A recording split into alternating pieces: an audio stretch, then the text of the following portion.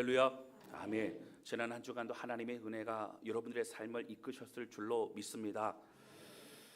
지난 주간 우리나라에 참 많은 비가 왔습니다. 홍수로 삶의 터전을 잃으신 분들, 그리고 농사와 또 여러 가지 사업터에 큰 어려움을 당하신 분들, 하나님의 위로와 회복이 모든 분들에게 있기를 주님의 이름으로 축원합니다. 여러분, 저는 목요일이었나요? 소화동 아파트에 불이 났다는 소식을 듣고 참 많이 놀랐습니다. 그러니까 생각보다 사실 큰 불이었더라고요. 그리고 많은 분들이 참 어려움을 당했습니다. 그 어느 누구에게도 사실은 어려움이 없어야겠지만은 적어도 저는 우리 교회 성도들은 참 어려움이 없어야 되는데 그런 마음을 가지고 참 걱정을 많이 했습니다. 아는 목사님이요, 오랜만에 한 6개월 만에 저한테 전화를 하셔가지고 유 목사님, 광명시에 불이 났다는데 괜찮습니까? 하면서 안부 전화를 하셨더라고요. 얼마나 감사한지 몰라요. 그래서 저희 성도도 괜찮은데 또 피해 받으신 분들이 있어서 기도해야 될 것 같습니다. 이런 얘기를 했던 기억이 납니다. 여러 어려움들이 있습니다. 이 어려움들 속에서도 여러분 힘을 내시고 오직 예수 그리스도의 이름으로 힘을 내고 승리하는 우리 모두가 되시기를 주님의 이름으로 축원합니다. 오늘은 침례 요한의 제자 2명이 예수님께로 이제 오게 되는 장면, 그리고 예수님과의 대화를 통해서 우리에게 주신 메시지가 있다라고 하는 것입니다. 오늘 이 말씀을 통해서 하나님이 우리에게 주시는 주의 마음을 깨달아가는 우리 모두가 되시기를 주님의 이름으로 축원합니다. 첫 번째 함께 나누기 원하는 것은요, 주님은 우리에게 무엇을 구하느냐라고 물어보신다라고 하는 것입니다. 오늘 본문의 말씀 그 전에 1장의 좀 내용들 조금 살펴보면요, 19절부터 28절까지는 갑자기 광야에서 외치는 자의 소리가 있고, 독사의 자식들아 회개하고 돌이키라, 하나님 때가 가까웠다, 이런 얘기를 듣고 사람들이 몰려가기도 하고, 그러면서 종교 지도자들과 또 바리새인들이 사람을 보내요.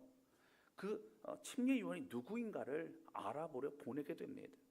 그리고 여러분 잘 아시는 것처럼 당신이 누구냐고 물어보고 침례 요한은 뭐라고 대답했죠? 나는 그리스도가 아니라 나는 광야에서 외치는 자의 소리라, 이렇게 명확하게 대답을 합니다.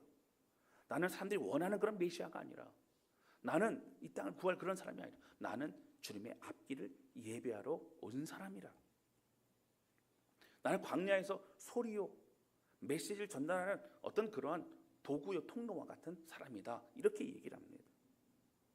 여러분, 사실 혹시 메시아가 오지 않았는가라고 하는 그런 분위기가 무르익을 때에 침례 요한은 명확하게 난 메시아가 아니라고 얘기를 했고, 그리고 자신은 하나님의 쓰임받은 일꾼이라고 얘기를 합니다.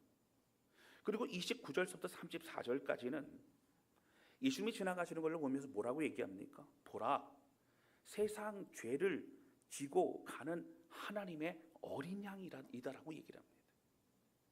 예수님이 우리를 위해 오신 메시아라고 얘기를 합니다.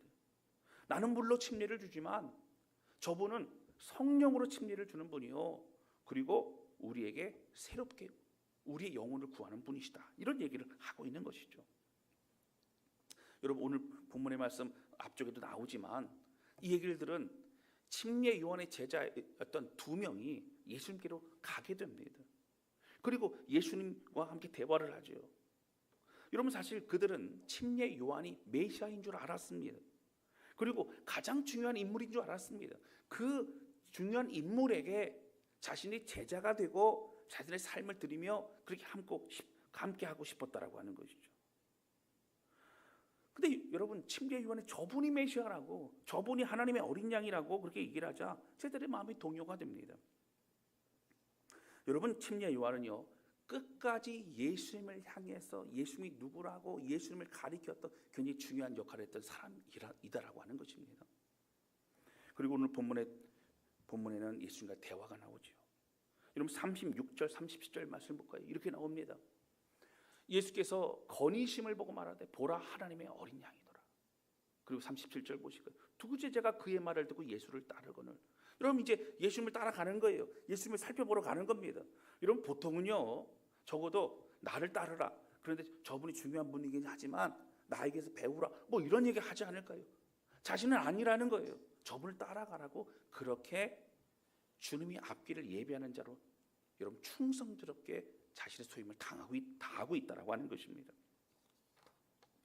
그런데 예수님이 찾아왔던 그들에게 이렇게 물어보십니다. 38절입니다. 우리 같이 읽겠습니다. 시작. 예수께서 돌이켜 그 따르는 것을 보시고 물어 이르시되 무엇을 구하느냐? 이르되 랍비여 어디 계시오니까 하니 랍비는 번역하면 선생이라. 아멘. 여러분 두 사람의 대화가 조금 이상합니다. 보통은 사실 지금 예수님과 이 두 사람의 제자는 아는 사람이 아니에요. 그럼 오게 되면 뭐 어떻게 왔습니까? 뭐라고 물어본다던가 아니면 조금 어색하면 오늘 뭐 날씨가 좀 덥네요. 아니면 뭐 지난주에 참 비가 많이 왔는데 피해는 없으십니까? 뭐 이런 대화를 하면서 좀 얘기를 풀어가야 되지 않습니까? 예수님 뭐라 그러셨어요? 무엇을 구하느냐? 이게 물어보십니다. 너무 직접적인 얘기이기 때문에 사실 마음이 굉장히 당황했을 것 같아요. 여러분 예수님을 찾아오고 사실은 뭔가 그렇게 좀 위대하고 뭔가 좋아 보이는 분에게 찾아가는 이유는 뭐냐면 그들로부터 어떤 가르침이나 아니면 그들로부터 어떤 것을 어떤 능력을 어떤 것을 얻을 수 있지 않을까라는 마음이 사실 충분히 가지고 있습니다. 그러나 그 얘기를 드러내지는 않습니다. 그래서 예수님은 직접적으로 말씀하시오. 무엇을 구하느냐라고 물어보십니다. 자, 그런데 이 두 명의 제자들의 대답이 무엇이죠? 이렇게 얘기합니다. 랍비여 어디 계시오니까. 여러분 질문했으면 답을 해야 되는데 오히려 또한 질문을 하고 있습니다. 너희가 무엇을 구하느냐? 사실 저희는 우리가 따를 선생을 찾고 있습니다. 뭐 이런 대화를 해야 되지 않습니까? 그게 아니라 뭐라고 하고 있어요? 랍비여 어디 계시오니까. 뭐 대화가 잘 안 됩니다. 어디 계시는 얘기는 무슨 얘기를 하고 있는 것이죠? 여러분 뭡니까? 당신의 지금 거하는 그 호텔이 어디입니까?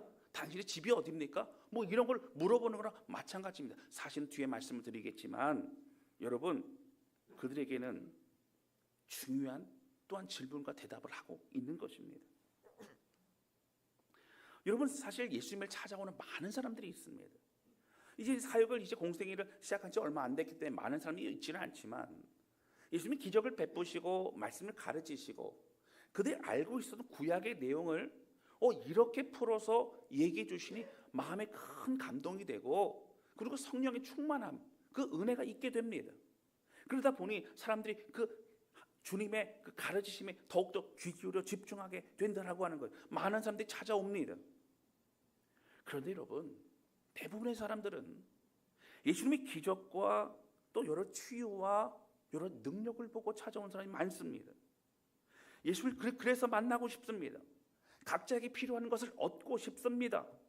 그들의 문제를 해결받고 싶어 한다라고 하는 거예요. 여러분 오늘 일부러 찾아온 이 두 명의 사람들이 주님 뭐라고 물어보셨죠? 무엇을 구하느냐고 물어보십니다. 여러분 직접적인 질문입니다. 본질적인 질문입니다. 그리고 존재론적인 질문이에요. 존재론적인 질문입니다.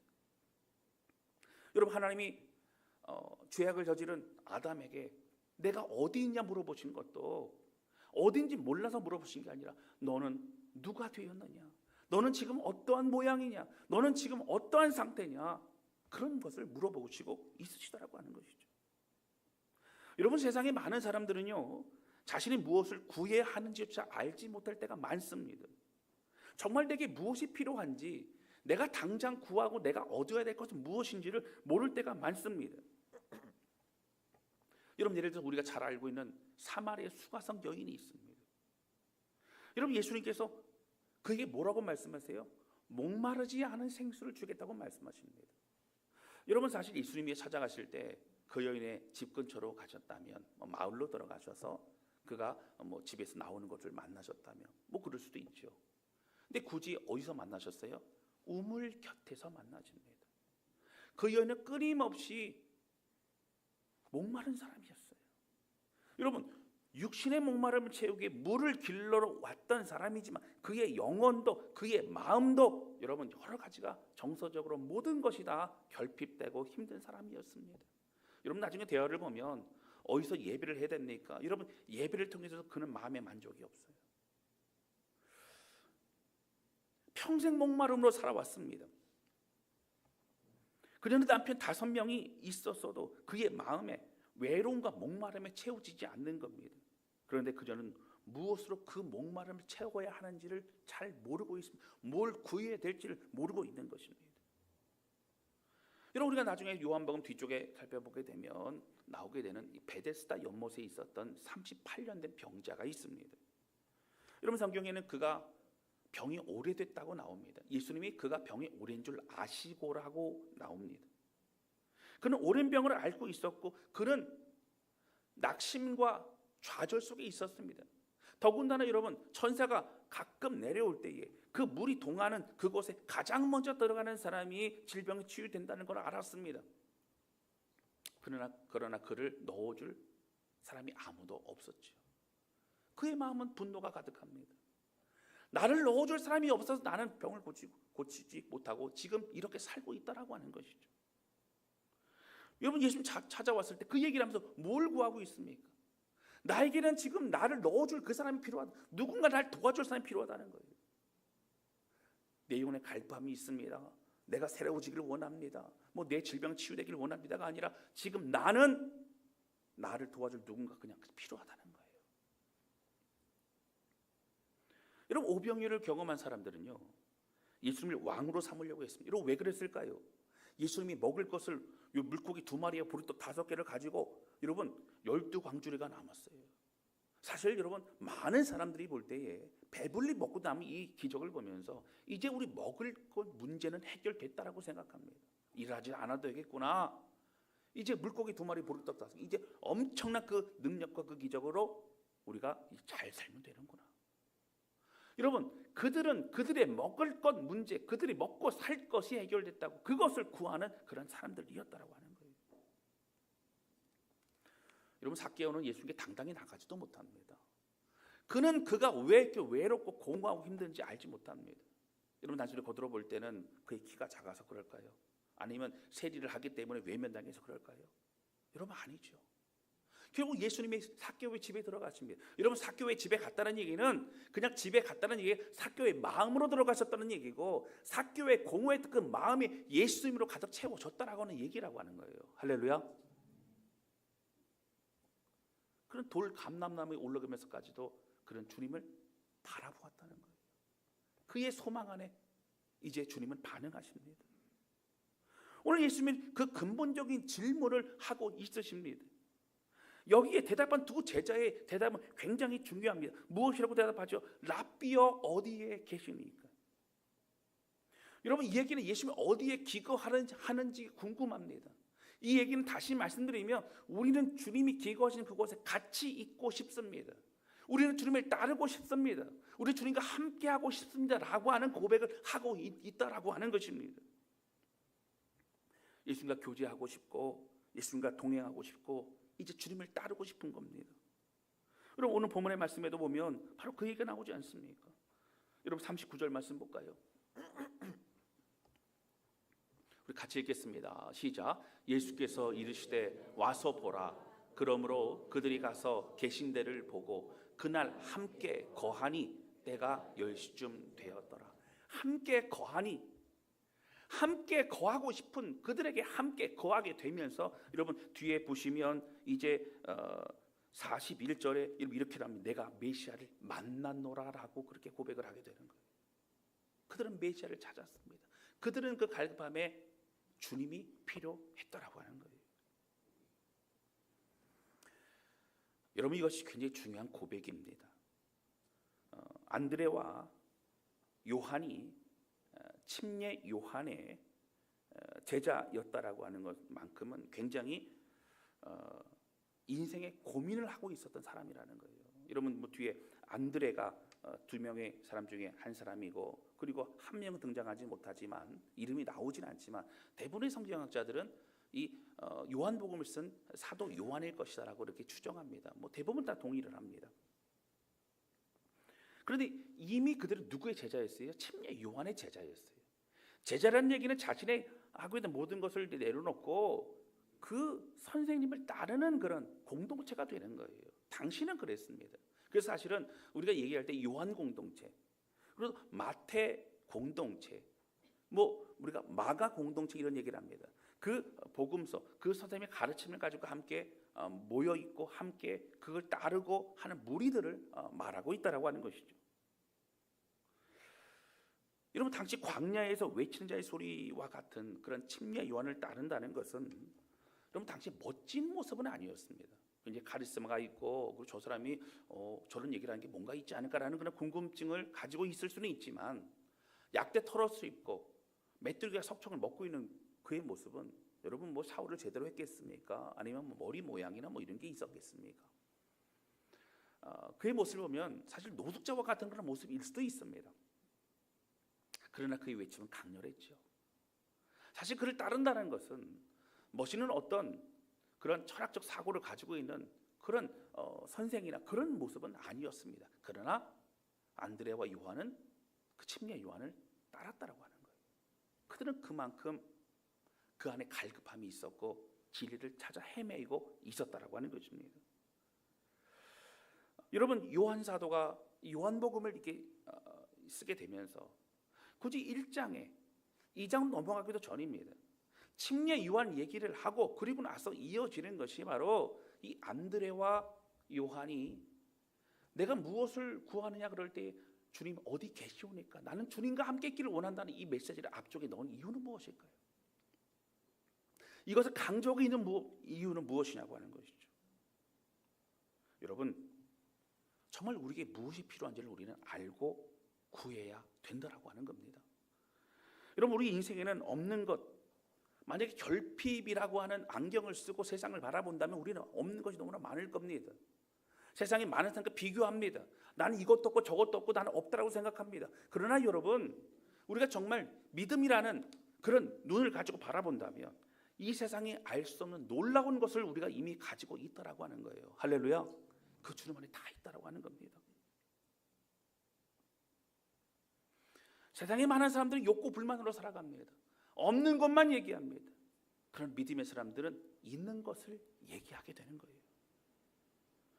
어떤 필요를 생각할지라도, 그리고 그 필요를 채워준다 할지라도 세상의 사람들은 결국 만족하지 못합니다. 왜요? 근본적인 필요가 채워지지 않기 때문이라고 하는 거예요. 여러분, 그것이 무엇이죠? 하나님과 함께할 때 느껴지는 충만입니다. 예수 그리스도 주님 안에 거할 때에 채워지는 기쁨과 감사라고 하는 것이죠. 에덴 동산에서 죄악으로 우리 하나님과 분리가 되지 않습니까? 하나님은 우리와 함께하기 위해서 우리를 만드셨고, 그러나 하나님과 분리가 되면 우리는 안에 공허함을 우리는 어떻게 채울 수 없습니다. 사단은 근데 어떻게 우리를 유혹합니까? 그 공허함을 육신의 정력과 안목의 정력과 이생의 자랑으로 채우라고 계속 유혹합니다. 우리는 거기 휩쓸려 다니는 것이죠. 근본적으로 하나님으로 채우지 않기 때문입니다. 여러분, 우리는 어떠한 삶을 살고 있습니까? 여러분, 우리가 신앙생활을 한다고 할지라도 정말 우리가 구해야 될 것은 무엇이냐고 하는 거예요. 제가 아는 어떤 지인이 있습니다.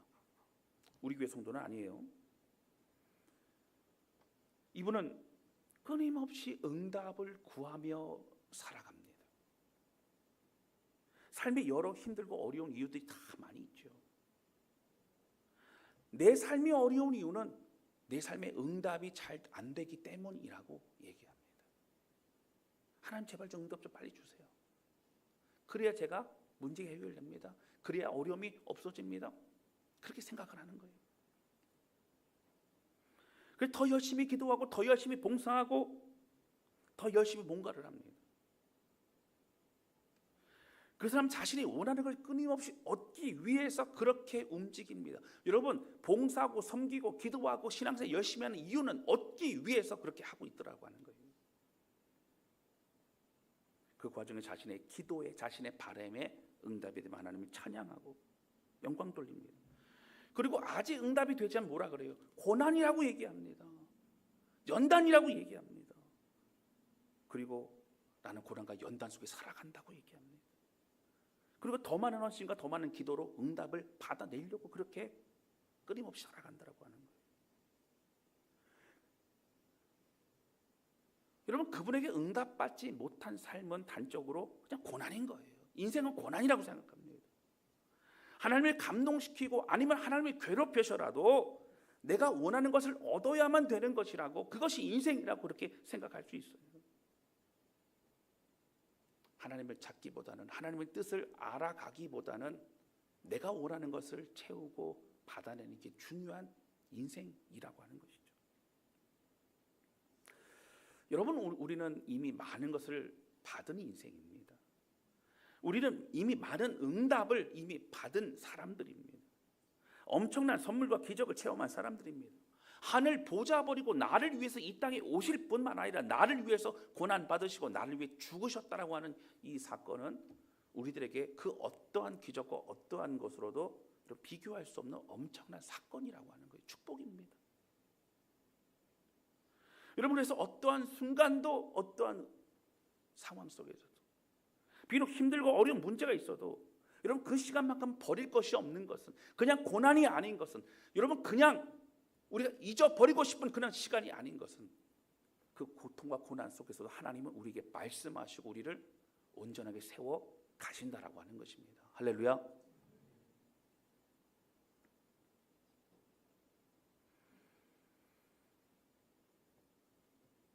사랑하는 성도 여러분, 우리에게 주어진 모든 시간은요, 축복의 시간입니다.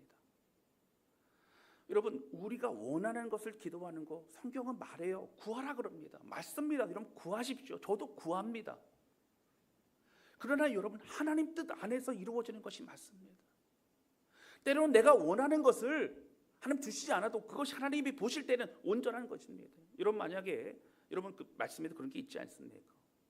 너희가 응답을 받지 못하는 이유 중에 하나가 뭐라고요? 우리가 정욕으로 쓰려고 기도할 때라는 거예요. 여러분, 우리는 겉으로 거룩하고 멋있게 기도하지만 그것을 가지고 우리가 자랑을 한다거나 우리가 사람들 앞에서 어떤 나의 유익과 그냥 내 어떤 목표만을 채우기 위한 그런 인생이라면 하나님이 들어주시지 않지 않겠습니까? 하나님과 동행하는 삶, 하나님 나와 함께 이 삶 자체가 우리에게는 축복의 시간이라고 하는 거예요.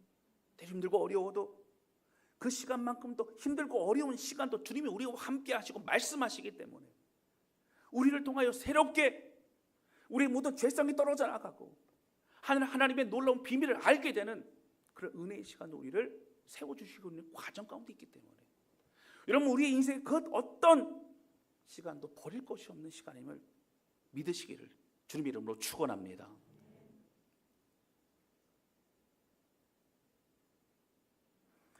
저는 오늘 두 명의 제자가 어떤 마음에서 랍비여 어디 계시니까라고 사실은 중요한 고백을 했어요. 근데 어떤 이유에서건 이렇게 했는지 정확하게는 알지 못해요.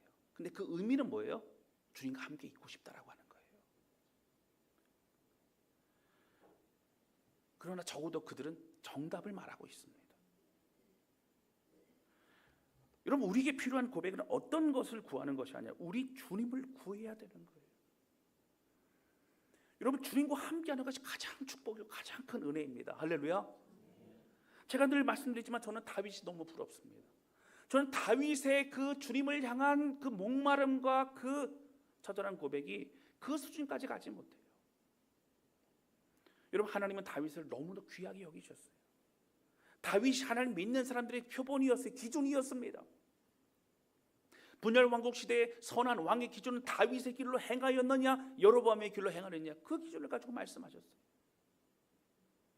여러분, 다윗은 하나님을 구하는 사람이었습니다. 그의 한 가지 소원이 무엇이었습니까? 여러분, 시편 27편 4절에 보면 이런 고백을 합니다. 우리 큰 소리로 같이 읽겠습니다. 시작. 내가 여호와께 바라는 한 가지 일, 그것을 구하리니 곧 내가 내 평생에 여호와의 집에 살면서 여호와의 아름다움을 바라보며 그의 성전에서 사모하는 그것이라. 아멘. 여호와께 바라는 한 가지 일이 있대요. 한 가지 소원이 있대요. 근데 그게 뭐라고요? 여호와의 집에 영원히 거하는 거예요. 주님 바라보며 살아가는 거예요. 그 주님의 임재와 주님의 예배드리고 이거 사모하는 건 삶을 살아가는 겁니다. 제가 어릴 때 좋아했던 만화 영화가 신밧드의 몸, 알라딘의 요술램프, 참 그런 거 좋아했습니다. 왜 좋아했냐면 여러분, 뭐 때문에 좋아했을까요? 그게 보면 나라들에는 카페트 뭐 이런 것도 뭐 있지만 그 알라딘의 요술 램프만 있으면 얼마나 좋을까. 어디 문질러 기반하고 나와갖고 막 주인님 무엇을 도와드릴까 막 그러고 하니까 얼마나 좋겠습니까. 그래서 막 그 신밧드의 모험처럼 막 떠나야 되나 저걸 어떻게 얻어야 되나 그러면 인생 성공할 것 같은데 뭐 그런 생각도 했습니다. 근데 그러다가 이제 청년이 되고 그러면서 말씀의 은혜를 받게 됩니다. 근데 어느 시점에 또 은혜를 받았냐면 이제 솔로몬이 하나님 앞에 예배를 드리고 그리고 또 1000번제를 또 하나님을 드리고 나서 하나님이 나타나셨잖아요. 뭐라고 하셨어요? 내가 무엇을 원하느냐. 그랬더니 솔로몬이 무엇을 구했어요? 어떻게 하셨어요? 예. 이 백성들을 잘 다스릴 수 있어요. 저는 많이 부족합니다. 하나님 지혜를 주십시오. 근데 하나님이 뭐라고 하셨어요? 네가 장수의 축복이나 아니 물질의 축복이나 뭐 이런 거를 구하지 아니하고 지혜를 구했구나. 내 이런 것도 다 주겠다. 제가 그때부터 그랬어요. 혹시 하나님 나타나시면 내가 다른 거 구하지 말고 일단 헷갈리면 안 돼. 내가 지혜를 구해야겠다. 지혜를 구해야겠다. 그럼 하나님이 어떻게 준다고요? 이제 장수의 축복도 주시고 물질의 축복도 주시고 그렇게 하지 않겠나? 그래서 저는 이미 준비를 다 해놓고 있었어요. 주님이 나타나시고 말씀만 하시면 그렇게 대답하고 이제 다 됐다. 그렇게 생각을 한 적이 사실은 있었습니다. 그럼 만약에 한 가지만 소원을 말해라 라고 한다면 뭘 말해야 될지 사실 우리는 머뭇거릴 때가 많죠. 여러분 다윗은 단호했어요. 다윗은 그 어떤 것보다도 한 가지를 구하고 명확했다라고 하는 거예요. 내 평생에 여호와의 집에 살면서 여호와의 아름다움을 바라보며 그 성전에 거하며 사모하며 살고 싶습니다. 그럼 이 문장 보시고 여호와의 집에 살면서 목사님은 그 교회 건물에 사택에 사시니까 아이고 좋겠습니다. 여러분 이런 의미가 아니라는 거 아시죠? 예, 그런 의미예요. 여러분 교회 예배를 드려도요. 앉아 있어도 내 마음의 중심 하나를 예배하고 찬양하지 않는다면 예배하지 않는다면 여러분 우리 예배 드린 게 아니에요. 여러분 찬양 불러도요. 노래하는 것과 하나님을 경배하고 하나님을 찬양하는 건 다릅니다. 내 마음의 중심을 들이면서 이 가사의 고백이 내 고백입니다라고 고백하는 것이 우리의 찬양이 될 수 있다라고 하는 것이죠.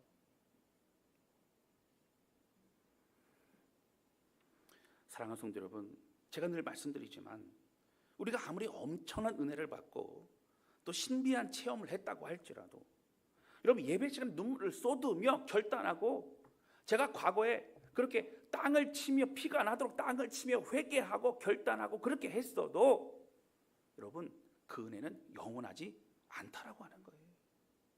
성경 우리에게 매일같이 주시는 은혜를 사모하라. 매일같이 말씀을 잡고 매일같이 하나님께 기도하고 매일같이 하나님의 은혜로 살아가라고 우리에게 말씀하고 있어요. 매일같이 만나를 우리 찾아야 되고 매일같이 우리 주신 그 하나님을 만나야 되는 것이죠. 여러분 경건은 훈련입니다. 경건은 자연스럽지 않습니다. 경건은 쉽지 않습니다. 그래서 큐티도 하고 또 말씀도 쓰기도 하고 또 읽기도 하고 또 기도의 시간을 정해놓고 중보 기도도 하고 하면서 그 시간을 주님께 드려야 되는 거예요. 여러분 그 과정을 속에서 우리의 거룩한 습관이 나옵니다. 거룩한 습관이 여러분 거룩한 인격이 됩니다. 거룩한 인격이 거룩한 영성이 되고 많은 사람들이 축복의 통로가 될 수 있게 된다라고 하는 거예요. 할렐루야.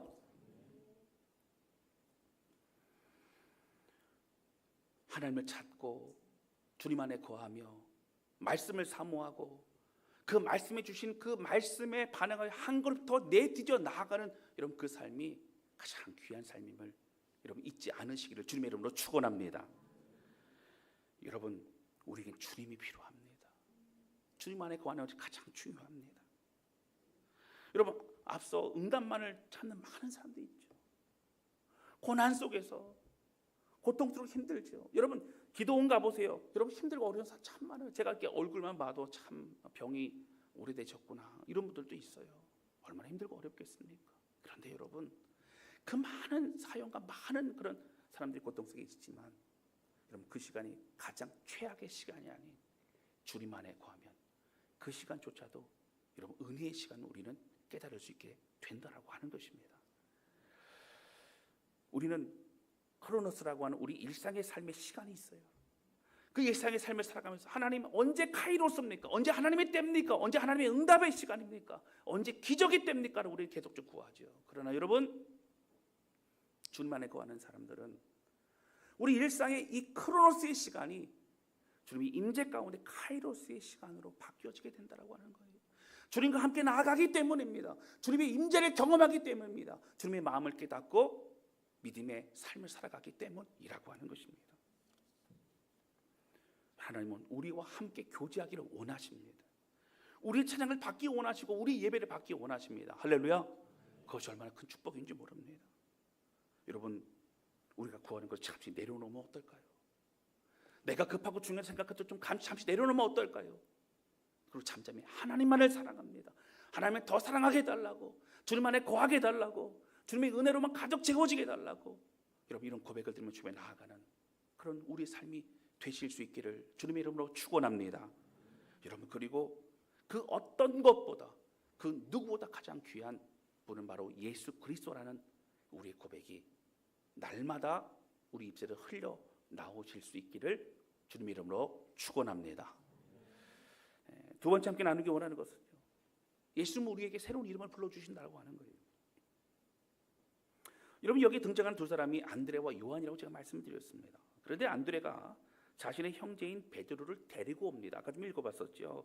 자, 41절에 보면 뭐라고 나와요? 우리가 메시아를 만났다 얘기합니다. 그리고 42절 볼까요? 자, 42절 같이 읽겠습니다. 시작. 데리고 예수께로 오니 예수께서 보시고 이르시되 내가 요한의 아들 시몬이니 장차 게바라 하리라 하시니라. 게바는 번역하면 베드로라. 아멘. 여러분, 여기 보시면 베드로를 데리고 왔어요. 예수님께로. 내가 메시아를 만났어. 너도 좀 와봐. 그리고 데리고 옵니다. 여러분, 예수님과 함께했던 그 시간이, 그 집에 거했던 그 시간이 요한과 안드레에게는 정말 마음에 깊은 감동이 되었던 것 같아요. 아, 이분이 메시아구나. 그런 은혜를 깨닫게 됩니다. 근데 여러분, 이제 이 시몬이라고 하는 이름을 뭘로 바꿔요? 게바라고 바꿉니다. 여러분, 이 게바라고 하는 뜻은 뭐냐면 반석이라는 뜻입니다. 이 베드로라고 하는 것도 같은 이름이에요. 반석입니다.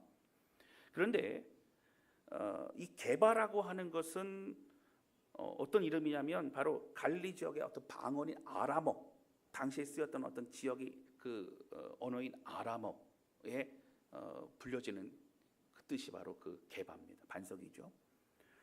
베드로는 헬라식 이름입니다. 헬라어로 된 이름이 바로 베드로예요. 그래서 당시에는 헬라어로 얘기를 많이 했기 때문에, 또 헬라어 또 문자를 썼기 때문에 이 베드로라는 이름을 주로 많이 쓰게 됩니다. 여러분, 이름은 그 사람을 상징합니다. 당시 이스라엘에서는요, 그 이름을 새롭게 다시 불렀다는 얘기는 그 사람이 그렇게 되기를 바란다거나 아니면 그 사람이 그런 사람임을 또 고백한다거나 어떤 그런 의미를 부여하고 있다라고 하는 거예요. 우리가 잘 알고 있는 높은 아버지라고 하는 이 아브람이라고 하는 이름은 한 가정에 존경받는 어떤 귀한 아버지를 뜻합니다. 그런데 아브라함이라고 하는 이름으로 바뀌면서 열국의 아버지, 민족의 시작, 그리고 민족의 조상, 어떤 그런 의미로 쓰여지게 되고, 하나님은 아브라함을 정말 그렇게 민족의 조상으로 삼으셨다고 하는 거예요. 그 약속 지키셨죠. 아들 하나밖에 아들도 없었던 그에게 이삭을 통해 참 수많은 민족으로 그렇게 이어가도록 하셨다라고 하는 것이죠. 우리가 잘 알고 있는 그 야곱의 이름은 여러분 이스라엘로 바꿔주셨습니다. 야곱이라는 것은 사기치는 자, 발목을 잡는 자, 발목 잡고 형 에서를 따라 나왔죠. 내가 먼저 나가야 되는데 억울한 거예요. 발목 잡는 얘기는 여러분 그 레슬링 용어로 뭐냐면 넘어뜨리는 자입니다. 넘어뜨리는 자. 어떤 속이고 넘어뜨리고 그런 인생이 이제는 하나님과 겨루어 이긴 자, 이게 확장되어서 뭐라고 불려지죠? 하나님의 선택을 받은 자, 하나님의 축복을 받은 자. 여러분, 그렇게 쓰임을 받는다는 거예요. 지금 이스라엘 백성들, 이스라엘은 그 이름 자체가 그렇게 쓰이고 있다라고 하는 겁니다. 여러분, 하나님은 정말 그 야곱같이 즐기고 즐긴 그 사람을 정말 이스라엘로 만들어 주셨다라고 하는 겁니다. 여러분 사울은 바울이 되었죠. 이 사울이라는 이름은 히브리식 이름이고 바울은 헬라식 이름입니다. 같은 뜻이에요. 그런데 바울은 과거의 이름보다는 새롭게 된 이름, 그때부터 나는 부르심을 받은 이방인의 사도로 쓰임받는 이 이름을 나는 쓰기를 즐겨 했다라고 하는 그런 문헌들도 많이 발견이 됩니다. 여러분 바울은 정말 사울에는 바울로서의 삶을 살아가게 되어졌다라고 하는 거예요. 여러분 올해 초 신년 특별 기도회 때 오셨던 강사님의 이름이 원래 이름을 뭔지 모르겠어요. 근데 여러분 박형모 목사님 이름 기억나세요? 베트남 신학교 사역하신 박형모 목사님. 이분이 원래 이름은 잘 모르겠는데 개명하셨대요. 어떻게 되면 하나님의 크신 은혜를 경험하고 하나님의 형상과 모양으로 내가 온전히 회복되어 살아가야겠다. 형상과 모양 그래서 형모 그래가지고 박형모 그랬다는 거예요. 마음이 감동이 되더라고요. 그렇다고 저도 이름을 바꾸기에는 저는 아닌 것 같아요. 그래서 저는 그냥 제 이름을 쓰기로 했습니다. 사실 이름이 의미가 있죠. 우리 박유한 전사님 요한이란 이름 모르겠어요. 아버지가 저 주셨겠죠. 굉장히 부담이 됐을 것 같아요. 여러분 뭐 학교에서도 요한 그러면 뭐 다들 알만한 사람 알잖아요. 아, 교회 다니는구나. 아니면 나중에 이름이 요한인데 목사님 될 거야 물어보면 막 그렇죠. 사람들이 물어보고 막 그랬을 것 같아요. 여러분 신학교 가가지고요 막 사람들 많이 있는데 요한아 그러면 한 10명이 쳐다봅니다. 김요한, 이요한, 박요한, 무슨 요한, 무슨 요한, 무슨 요한 굉장히 많아요. 여러분 하나님은 우리 이름이 합당한 자로 그렇게 우리를 세워 가신다라고 하는 거예요. 할렐루야. 여러분 우리에게는 어떤 이름, 어떤 호칭이 있습니까? 이방인이요 죄인이었던 우리를 버림받은 자와 같은 우리를 이제는 하나님의 사람 그리스도인이라고 우리를 불러주시고 바꾸어주셨다라고 하는 겁니다. 할렐루야. 특별히 이런 성도라는 것이 참 너무 좋습니다. 거룩한 무리들, 거룩하게 구별되고 거룩하게 하나님 안에 거하며 거룩하게 함께 세워져가는 거룩한 무리들, 여러분 우리가 그런 정체성을 가지고 있다라고 하는 것입니다. 제가 늘 말씀드리지만 저는 성도들의 영적 성장과 변화가 가장 행복하고 즐겁습니다. 저에게 잘해주는 것보다 정말 하나님께 더 깊이 하나님과 가까워지고 하나님을 바라보고 하나님을 더 깨달아가는 모습이 저는 너무너무 더 행복합니다. 예수 그리스도의 성품과 모습을 드러내는 그런 성도들, 이름도 빛도 없이 정말 눈물을 흘리고 기도하고 애쓰고 수고하는 모든 성도들, 변화의 고백을 주 앞에 드리고 한 걸음 더 내딛고 나아가는 성도들 볼 때마다 얼마나 감사한지 모릅니다. 이번 청년부 수련회를 준비하며 빌립보서 말씀을 준비하고 있습니다. 빌립보서 말씀을 보면서 과거체가 참 눈물로 기도하고 뜨거웠던 그때가 생각이 많이 났습니다. 그중에 특별히 빌립보서 1장 6절의 말씀에 보면 중요한 말씀이 있어요. 빌립보서 1장 6절 보면 이렇게 나옵니다. 같이 읽겠습니다. 시작. 너희 안에서 착한 일을 시작하신 이가 그리스도 예수의 날까지 이루실 줄을 우리는 확신하노라. 아멘. 여러분 이 착한 일이라고 하는 것은 복음에 놀라운 그런 큰 일도 마찬가지 해당이 되지만 그러나 우리의 영혼, 우리의 삶도 마찬가지입니다.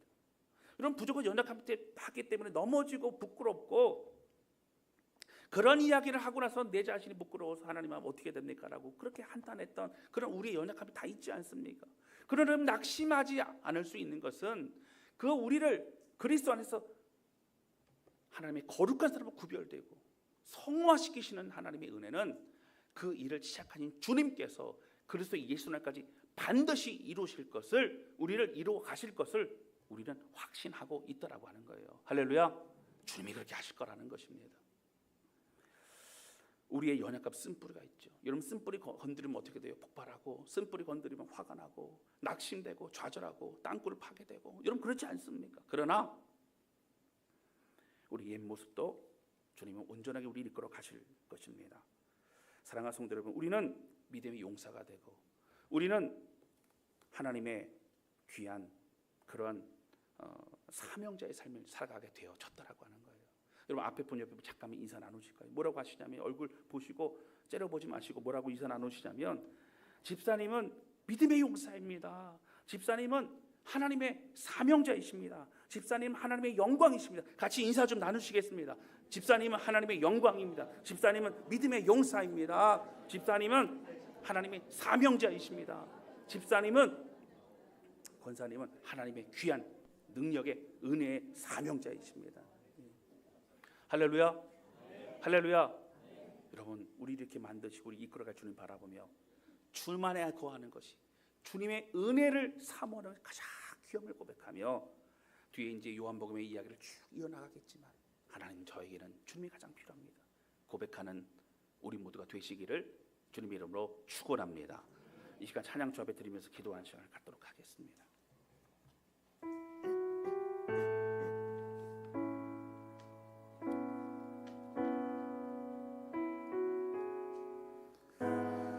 여러분, 이 찬양은 우리가 참 많이 불렀던 찬양이죠. 안개 속에서 희미하고 막막하고 내가 어디로 가는지, 내가 무엇을 하는지조차 알지 못하던 그때에 주님 우리를 만나 주셨고 우리를 새롭게 하셨다라고 하는 거예요. 이 시간 그러면 주님, 나에게 주님이 우리의 소망입니다, 우리 능력입니다. 함께 찬양하며 주 앞에 나아가도록 하겠습니다.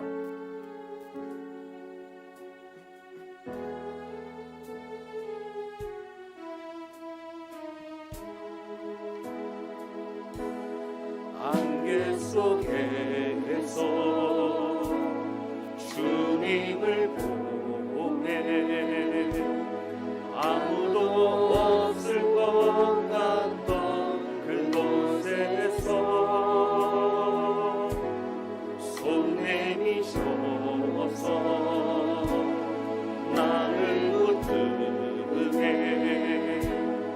길 잃고 쓰러져가던 그곳에서 주 말씀하시네, 주 말씀하시네, 내 손잡으라고 내가 곧 길이요 진리 생명이니 나 그 길을 보내 주 예비하신 곳 다른 길로 돌아서지 않으리 예수의 길 그 좁은 길 나는 걷네 주 손잡고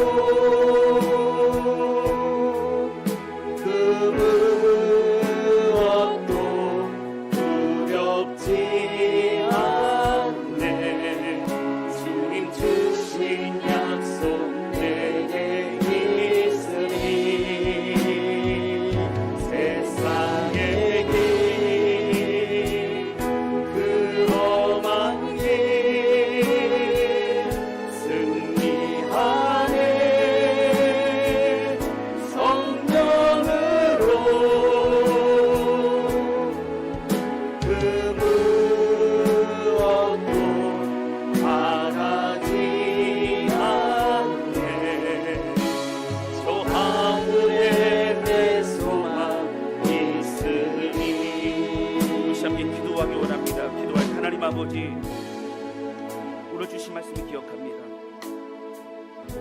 무엇을 구하느냐? 하나님, 이제 우리의 방황을 끝내고 주님을 찾고 주님 안에 거하며 가장 귀한 것을 누리고 또 기뻐하며 승리하는 삶을 살기 원합니다. 하나님, 그 어떤 것보다 주님이 귀하시고 주님 안에 거하는 것이 가장 중요하고 가장 완전함을 고백합니다. 하나님, 우리를 믿음의 용사, 우리를 베드로라고 부르시고 우리를 그리스도인이라고 부르시고 성도라고 부르시고 그 귀한 것을 가지고 그렇게 모치고로 살아가고 있는 하나님 믿음으로 이제는 소망하며 그 은혜의 길을 걸어가기를 원합니다. 우리를 붙잡아 주시고 하나님 백성으로 하나님 믿음의 공동체로 세워나가는 우리 모두가 되게 하여 주소서. 우리 주신 말씀 기억하며 간절한 마음으로 고백하며 좀 기도하기 원합니다. 다같이 앞에 기도하시길. 오 살아계신 아버지, 고백합니다. 기도합니다. 하나님, 오늘 말씀을 통해 주신 주의 은혜를 기억하며 나아갑니다.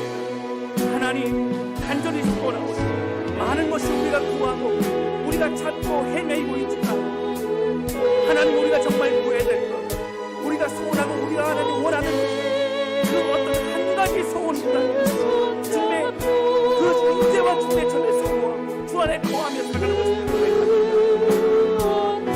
그 어떤 우리를 채워줄 수 없음을 고백합니다. 성령님 함께 해주셔서 오늘 믿음으로 고백하는 성도들을 붙잡아 주시고 그 마음의 은혜를 부어주시고 하나님 오직 예수 그리스도의 은혜와 그 사랑의 역사에 이루시기를 원합니다. 하나님 간절히 소원하며 기도하오니 우리를 소망 없는 자, 하나님 거짓된 자, 하나님 사기치는 자, 그 야곱에서 이스라엘로 하나님의 백성으로 축복의 서로 하나님 그 이름에 합당한 삶을 살게 해주시고 착한 데 시작하시니까 그리스도의 시작을 우리는 이루시려 확신하고 주를 믿고 나아가 주님의 거하며 우리 모든 성도들 이름에 성장하며 하나님이 귀한 믿음의 용사로 세워주시고 인도하여 주시옵소서. 하나님 아버지 주님 고백하며 기도합니다. 요한복음의 도입 부분에 오늘 침례 요한의 제자였던 안드레와 요한이 주님께 나오고 주님은 무엇을 구하느냐? 랍비 어디 계시나이까? 우리는 그곳에 함께 있기를 원합니다. 우리는 주님을 따르기 원합니다. 하나님 많은 것을 찾아 헤매다가 방황하고 있는 우리들에게 이제는 주님 안에 거함으로 참된 안식과 기쁨을 얻을 수 있도록 인도하여 주시옵소서. 진리 안에 거할 때 진리가 우리를 자유케 함을 우리는 믿습니다. 하나님 우리 모든 성도를 붙잡아 주시고 우리 한 가지 소원이 있다면 주님의 전을 사모하고 주님의 전에 거하며 평생 주님과 함께 살아가는 것을 고백합니다. 우리를 그리스도인으로 우리를 성도로 부르신 주님, 믿음의 용사로 성장하며 또 우리를 이루실 주님을 바라보며 나아가고 믿음으로 일어나 오직 주의 일을 걸어가는 모든 성도를 되게 하여 주시옵소서. 축복하여 주시고 또는 한 주 동안 승리하는 삶을 살 수 있도록 붙잡아 주시옵소서. 주님 감사합니다. 예수님의 이름으로 기도하였습니다. 아멘.